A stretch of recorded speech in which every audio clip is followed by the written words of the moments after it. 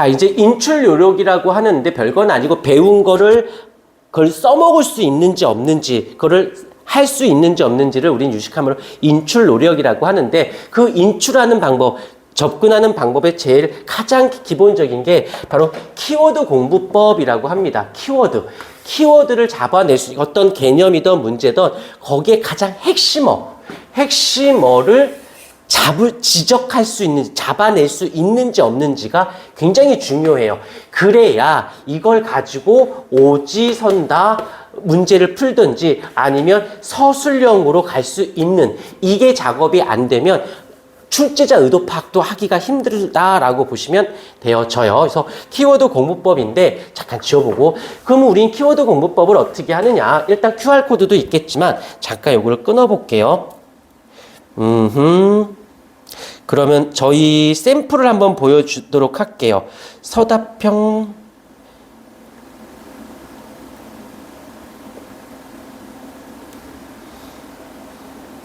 여기서 안 보일 수도 있는데, 안 보이네. 안 보입니다. 요거는 나중에 따로 영상을 통해서 보내드리도록 하고 따로 정리해드리도록 할게요. 일단 우리 계속 하던 걸 하도록 하겠습니다.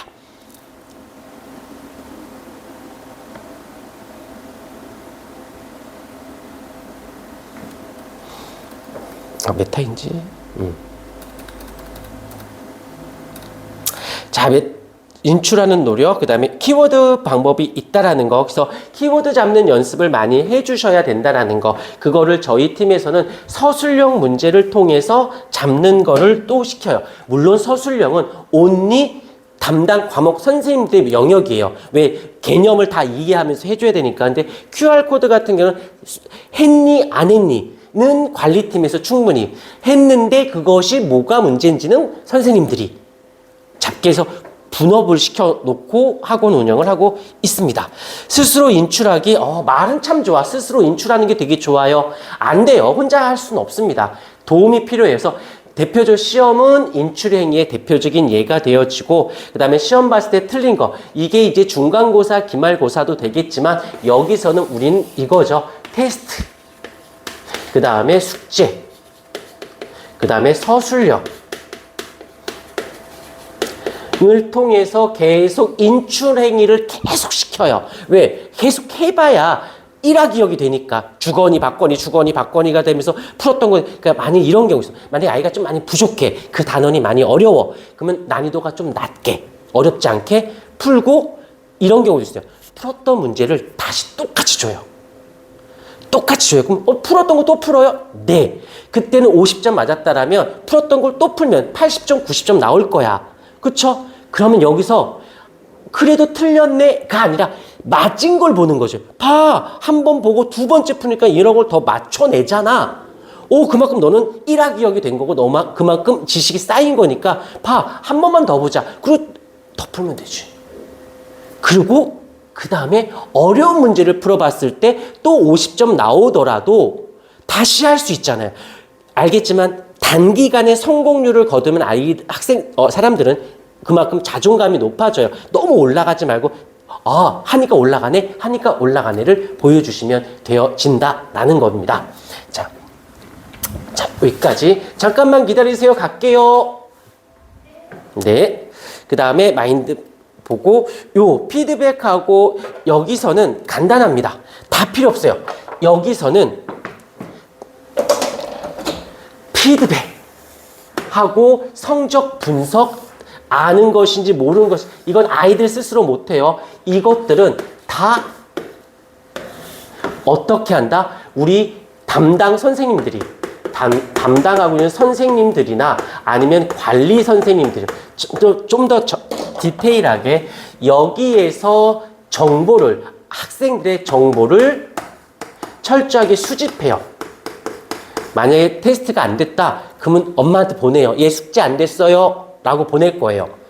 받으시면 기분 나빠도 어쩔 수 없어요. 받아냅니다. 무조건 받아내요. 미응시가 없게끔. 그러면 정보 수집이 되어졌다고 치면, 그러면 선생님들이 얘를 가지고 분석을 합니다.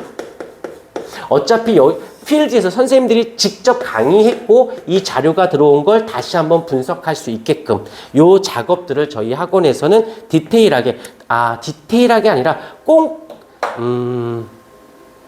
가장 메인으로 잡아요. 선생님 수업? 부적절한 예를 들게요. 고깃집 갔는데 고기가 맛없으면 그 집 문 닫아야지. 근데 고깃집은 당연히 고기는 맛있어야 돼. 맛없으면 가지 말아야겠지만 맛있는데 저 집이 더 땡겨.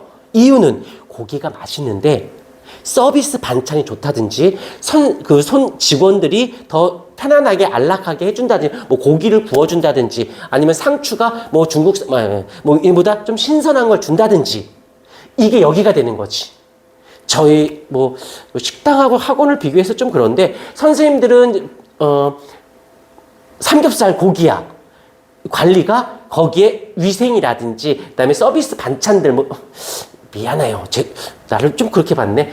아무튼 저희도 서비스업이에요. 서비스업이니까 아이들이 뭔가 좀 만족할 수 있고 엄마들이 만족할 수 있는 그러면서 저도 돈을 받으면서 부끄럽지 않은 그러기 위해선 저희가 두 개를 많이 신경 쓰고 있다라고 봐주시면 감사하겠습니다.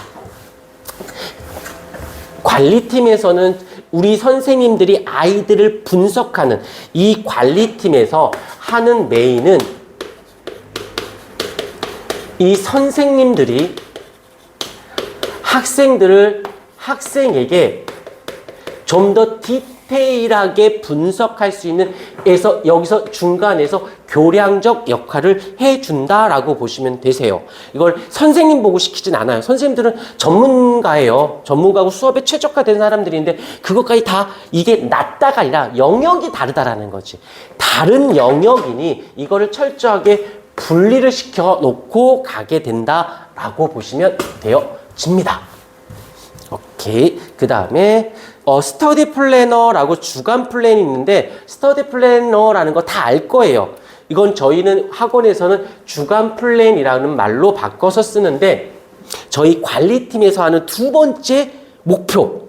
첫 번째가 시험, 테스트, QR코드, 성적표 무조건 잡아내는 미응시가 이게 전달에 있어서 그래도 이번 달에 어찌됐건 미응시 없게끔 하는 게 저희 관리팀. 두 번째 관리팀에서 하는 업무가 두 가지밖에 없는데 그 중에 하나 주간 플랜이거든요. 무슨 소리냐? 자, 여기를 잠깐 보여드릴게요. 계획표를 짜요. 뭐 이거 안 짜는 사람 뭐 짜요. 짠 다음에 그 짠 걸 가지고 하는 거죠. 어떻게 저렇게 했구나가 되어져요. 여기까지가 끝나는 게 99% 애들이야. 안 돼요. 이게 됐으면 했는지 안 했는지 안 했다면 왜 무엇 때문에 안 된 것인지 그 다음에 거기서 숙제가 뭐 못했어 그다음 어쨌어 잘했다 못했다 이걸 여기다가 기록을 평가라는 건 그냥 별거 아니야. 기록한 왜 안 했어 뭐 때문에 안 했어 뭐 이런 거 써주면 오늘 친구들하고 만나느냐고 노느냐고 뭐 학원을 쬐어 그러면 왜 쬐는지도 써놔야지. 그 당시에는 쬐 수밖에 없고 안 할 수밖에 없는 현상이었지만 지나고 나면 굳이 그건 아니었을 수도 있다는 거지. 일단 기록을 해놔야 돼요. 이게 아이들이 플래너를 썼을 때 효과가 여기. 근데 여기까지만 와도 대단히 훌륭한데 여기 개선이 얘가 됐을 때 이 스터디 플랜 주간 플래너는 완성이 됩니다. 근데 보세요.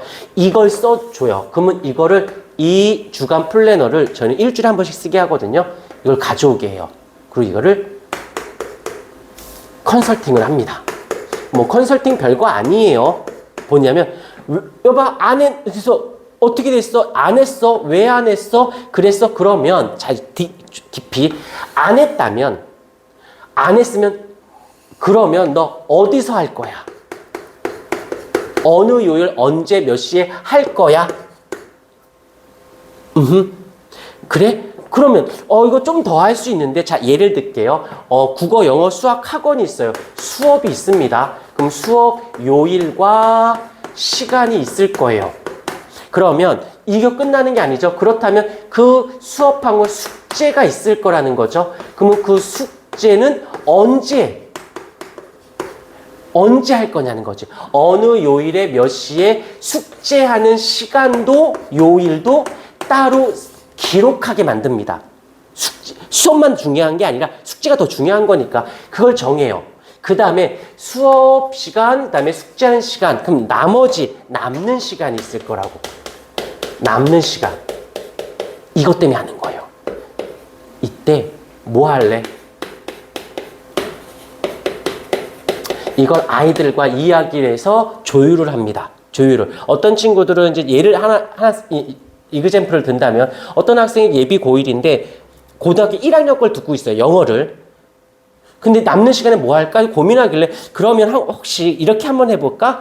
고2 거 문제집 하나, 겨울방학 동안 고2 거 문제집 하나 사고 중등묵책, 영어책 하나 사서 요 남는 시간에 그냥 뭐 다 풀 생각 말고 정해놓고 무슨 요일, 이 친구 같은 경우는 이제 최민이라는 학생은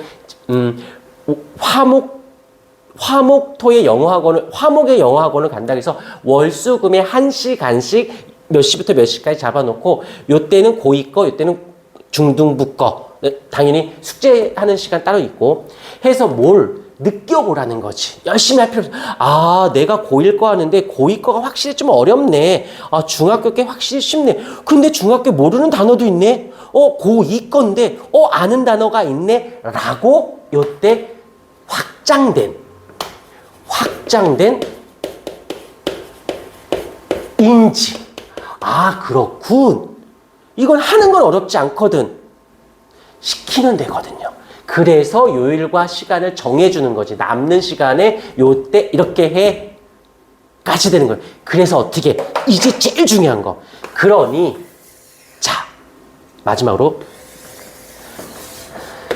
다음 주에 어떻게 할래? 아까 말씀드렸죠? 일주일에 한 번씩 한다고. 다음 주에 어떻게 할래?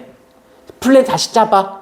어차피 일주일 똑같은 시간 얘는 똑같이 써질 건데 이번에 좀 양이 많으면 얘를 좀 늘리든지 얘를 좀 줄이든지 그럼 거기에 맞게끔 여기 들어갈 수 있어. 다음 주에는 좀 이렇게 좀 해볼까? 왜?